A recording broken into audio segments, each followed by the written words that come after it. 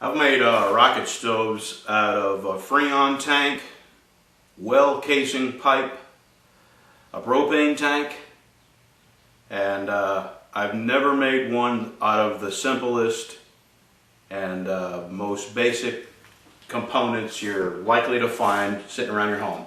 And today I am. Here's what I got. 2 metal coffee cans. I've cut the end out of one of them. I left the end on the other. 2 family size soup cans. I've cut the end out of one of them. Left the end on the other. 2, what these were the mandarin oranges, and I've cut the ends out of both of them. And here's a disclaimer. All these edges are sharp. Ask me how I know. Be careful. Here are the tools I'm going to use. I'm going to try to keep it simple. I'm going to try to use tools that the average homeowner would have just to repair things around your house. Regular drill, a pair of snips, Phillips screwdriver, a drill bit slightly smaller than the half dozen or so screws I'm going to be using. These screws are, let's see, were they number 6, half-inch number 6 pan heads. And I'm probably going to use maybe less than a dozen. I don't have a real plan in my head. We're going to make this thing together, so I'm going to shut this off and make some marks on my cans and show you where I'm going to cut them. Okay, first let me, in the interest of glasnost, I used my Dremel with a cutoff tool. I did try my snips, but they were really distorting the metal. So it's possible to do with snips, but it's way easier if you use a Dremel. Hold on, I'm going to zoom this out just a little bit, I think. Well, what I did was cut 4 equal tabs. I measured the circumference of this, divided it by 8, and I used that measurement to mark 8 segments around here, and I cut out every other one. I'm going to save what I cut out because I'm not sure how I'm going to make this. This is just a play it by ear kind of thing. So you're going to be as surprised as I am at the end of this, how this comes out. Okay, now what I'm going to do is I'm going to cut the top rim of this off. I'm going to use my Dremel, and the reason I'm going to do that is because I want this to fit over nice and smooth. That's the first thing I'm going to do. I'm going to cut this off right now with my Dremel. A Dremel tool with a cutoff wheel. I'm telling you, if you don't have one, you got to think about getting one. These Dremels come in so handy for so many different projects. Alright, I'll be right back. Okay, I'll bring you up to speed on what I got done so far. I've got a hole cut in the side of this, the size of my horizontal cans.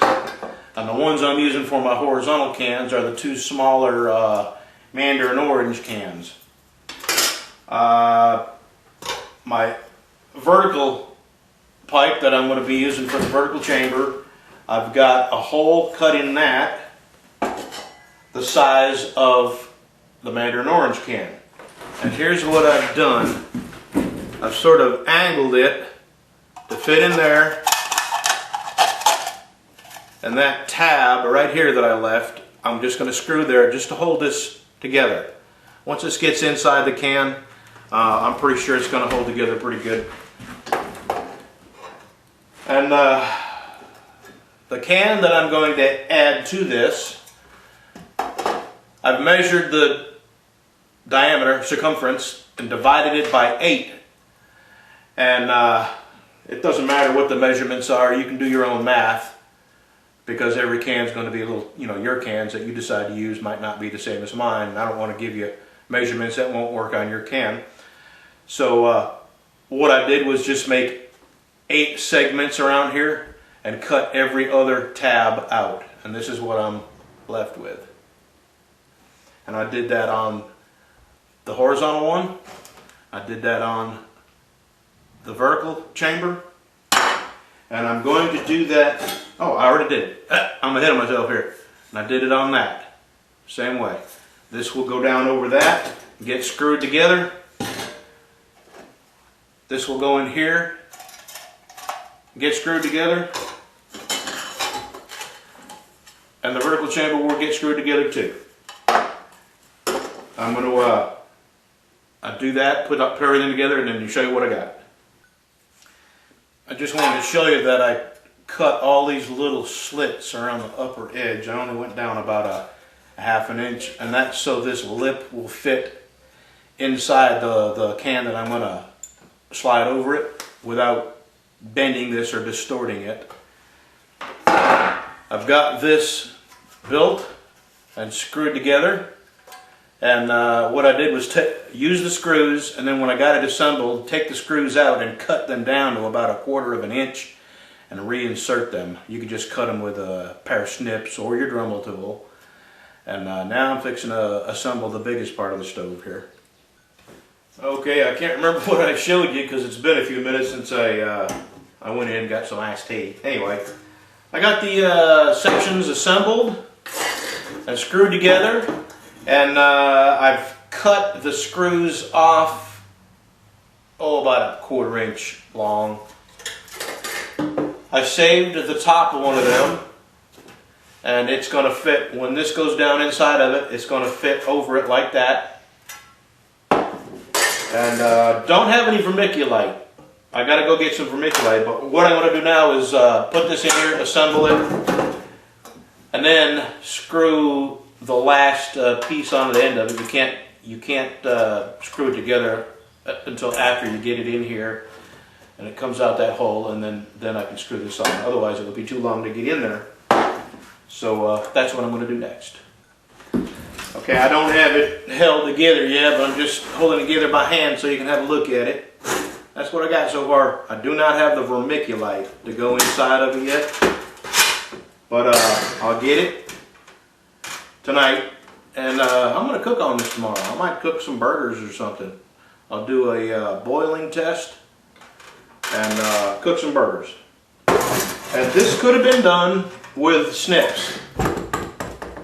It would have taken me, this stove took me probably 30 minutes to actually do. And I used about 12 screws. This Dremel made it so much easier to do, and you can be more accurate with your cuts. It just looks a little nicer, the end product. But it could be done with a pair of snips. I've seen it done. Other people have done it. If you want to screw it together, there's just no substitute for a drill. Maybe a scratch awl or something like that, or punch. But you know, if you don't have a drill, you really need one. And I suggest you get a Dremel. If you're a person who repairs things around the house, you probably got one. Anyway, I'm going to get some vermiculite and put this all together, hit it with some black spray paint, and tomorrow I'm going to cook on it. I think I may have got a little ahead of myself here. I just come back from Walmart, and I bought this stuff called metal patch and fill. Comes in a tube. Actually, I bought this at Ace Hardware, and it's high temperature sealant. And I put it, can you see the bead of sealant I put around there? And that'll hold that vermiculite in there. Actually, I got to dump some of that out. But let me back it out a little bit. I put the lid on. I got it filled up with vermiculite. Let me show you that bag of stuff. I bought this at Walmart too. It's actually perlite, which you can use either vermiculite or perlite in these things. I've got this screwed on. What do I got? 1, 2, 3, 4 screws. And now I've cut a bunch of slits around the pipe that was sticking up above the top here. And I'm going to bend them all over flat, all the way around. I'm going to paint it, and tomorrow I'm going to cook on it. So I'll bend these over, hit it with some paint, and show you what it looks like. Okay, that's the finished product. The little thing I added to the top was just the leftover bottom of the top can there. And I just bent some legs and screwed it down to the top. And that will give me about 5/8 of an inch of standoff from the top edge of the can there. That will allow the flames to come around the pan and all that.